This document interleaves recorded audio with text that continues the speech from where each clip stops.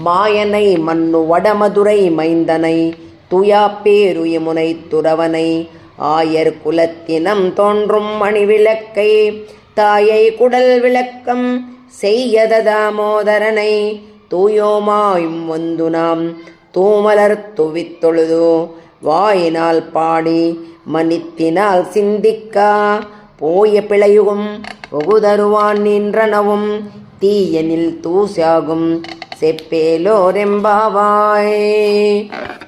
மாயனை மன்னு வடமதுரை மைந்தனை துயாப்பேருயமுனை துறவனை ஆயர் குலத்தினம் தோன்றும் மணிவிளக்கை தாயை குடல் விளக்கம் செய்யத தாமோதரனை தூயோமாயும் வந்து நாம் தூமலர் துவித்தொழுதோ வாயினால் பாடி மனித்தினால் சிந்திக்கா போய பிழையுகும் ஒகுதருவான் நின்றனவும் தீயனில் தூசாகும் செப்பேலோரெம்பாவாய்.